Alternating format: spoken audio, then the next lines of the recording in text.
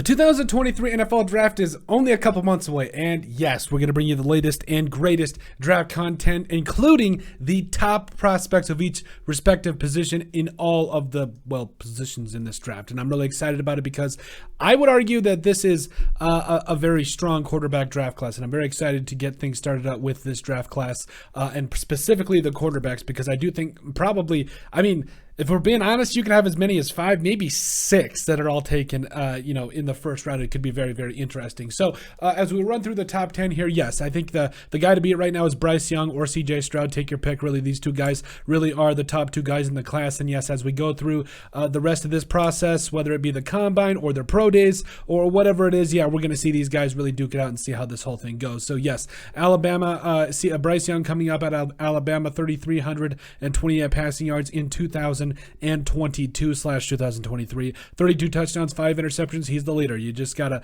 especially for the Tide, you love what he does. Really both him and Stroud, I think are really going to be really good all-around quarterbacks in the NFL. And we talked about Stroud out of Ohio State, 3,688 passing yards, 41 touchdowns and 6 interceptions. Both those guys, they look like the most NFL-ready quarterbacks at this point, if you ask me. Then yes, third is Will Levis coming up out of Kentucky.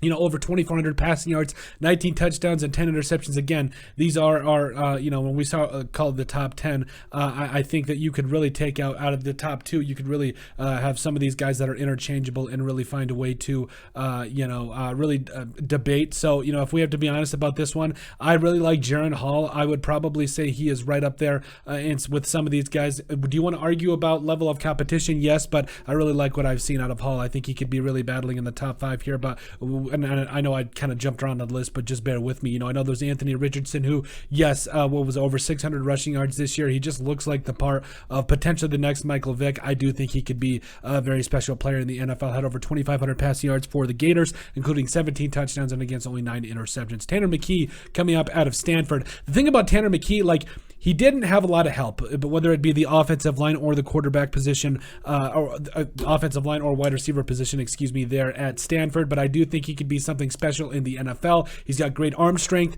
I think that he's got the prototypical size. I think he could bring a lot of things to an NFL franchise if he can sit for a year and really develop himself. I think the Vikings would be a really, really good place for him to go. Also, Spencer Rattler, the transfer from Oklahoma, who transferred to South Carolina, over 3,000 passing yards this last season, 18 touchdowns against 12 interceptions. I think that Spencer Rattler could find himself being potentially a day 2, maybe even a day 3 selection. I'm not sure at this point, but I think Rattler is definitely a name you want to keep an eye on. Malik Cunningham out of Louisville, 1,500 passing yards, 8 touchdowns and 5 interceptions. One of those guys, I think that his best football could potentially be in front of him, especially in the NFL if he does things the right way. We talked about Jaren Hall a little bit earlier. I think he could really sneak up the draft board here. I really do. I think he could, his ceiling probably is round 1, but I think he's a guy that you could see most likely fall on day 2. Things would have to go bad if he went on day 3. Again, just trying to putting names up here. Also, Max Duggan out of TCU. The Horned Frogs were special this year.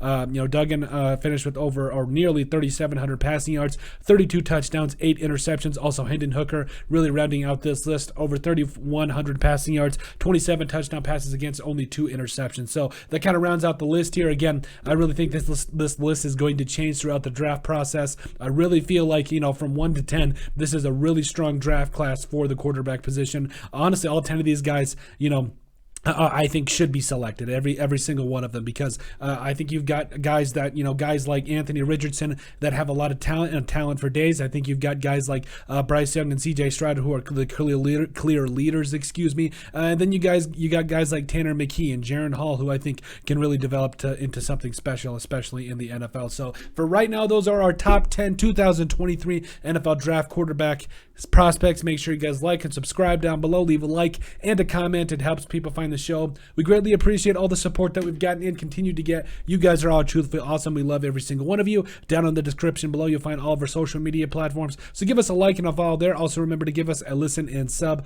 on iTunes. And finally, if you have anything else you'd like us to cover, send us an email at sportsbp@yahoo.com or put it in the comment section down below, and we would love to cover it. But let us know what you guys think about our top 10 2023 NFL quarterback or NFL draft quarterback prospects.